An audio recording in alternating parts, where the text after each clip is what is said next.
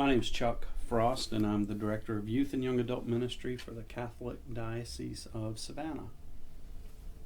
Today we're going to talk about the DYC that went on between January 22nd through the 24th in Epworth by the Sea at St. Simons Island.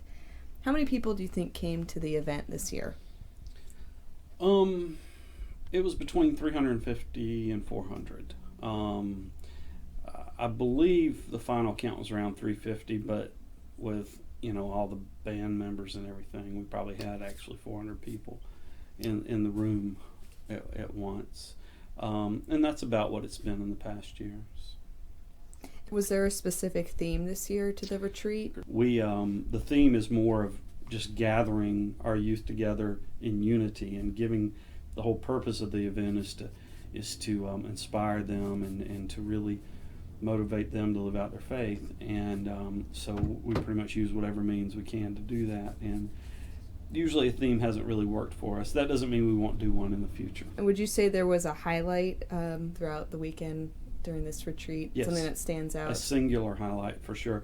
I want to preface that by saying that our leadership this year was second to none. Our keynote speaker, our MC, and our musicians, and all of them. In particular, our keynote speaker, Mike Patan, was an amazing presence. He held the attention of the youth, probably better than anybody I think that we've ever had.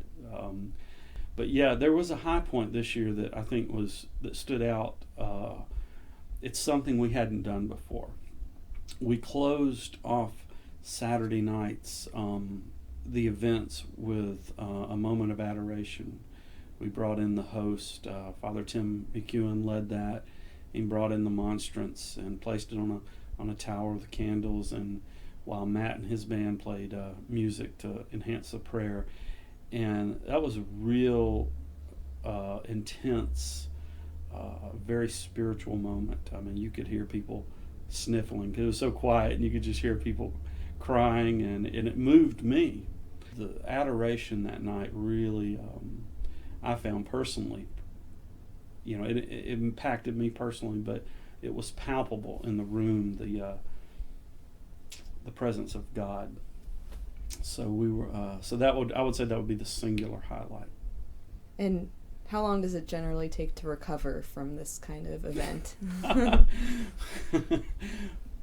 With each passing year on my age, it takes a little longer. I would say fully, probably a week or so for me, because we don't get much sleep, and we're running really constantly from 6 in the morning till after midnight, and we're wired, so it probably takes, I don't know how long it takes the kids. They're pretty resilient. They probably don't even take a day, but for me it takes at least a week.